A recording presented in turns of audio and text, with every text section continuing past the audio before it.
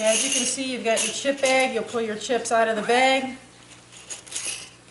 And your chip value can be whatever you want. You can play for points, you can play for money, it's up to you. Let's just say we're going to play for dollars. These are dollar chips, these are $5 chips, these are $10 chips. So you'll get your box, open it up, get your cards out, your dice out. Playing dice, you get your cards. The first thing you're going to do is when you get your full deck of cards is you're going to take out the aces, kings, jokers. You no longer need them. So now you're leaving yourself with a regular deck of cards minus the aces and the kings. Got your cards, you take your horses out of the game and you stack up your horses right away in the slots, the starting gate where they belong. Okay, all the horses are set up in the starting gate. Now you're going to pass out the cards. In this scenario we have 4 players. You can play up to 6, 8, 11 players, whatever you like. We're going to equally distribute the cards evenly to every player. Okay, now that I've just passed out all the cards to all 4 players, we've turned them over. You can see some players have duplicate cards.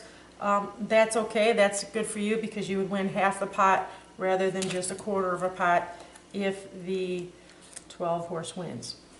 Take the dice. Since I was the dealer and this was my first spot, the next person would start rolling the dice, and the next person rolls the dice. This is going to be the first horse that's scratched. So anybody with a 10 would throw their cards in the pot.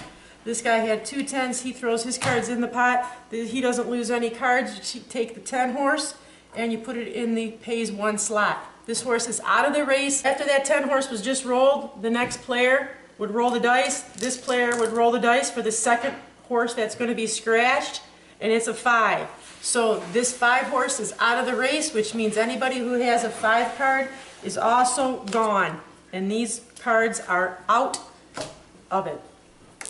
Next roll would be the next person rolls the dice. Number 4. 4 is the pays 3 slot. Any players with the number 4, these cards are out of the game. And it's back to me, which was the first dealer. I roll the dice. 12. 12 is the last horse, which is good. The 12 is the queen, remember? So all the queens are gone. Now you can start the race. And here we go. We're back to this player being the first roll. The first roll is a 5.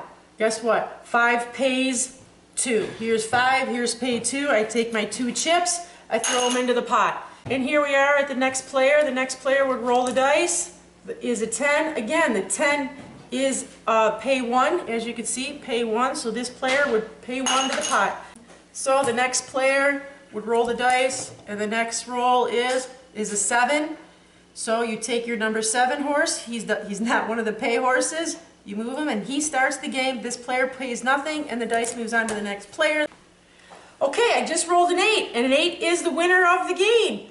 This 8 will win the pot. So everybody who has 8s will win the pot. Obviously there's 4 8s on the board. This player will win half the pot. He has 2 8s.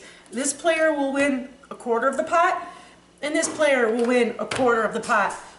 Okay, after dividing up all the chips, you can see I've divided up into 4s because this player has half the pot. He will win half the chips, which is this half of the chips.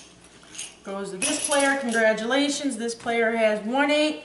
He will get a quarter of the pot. This player and the final player who has the other 8 will have this. And guess what? The game's all over with. You go back and set it up again.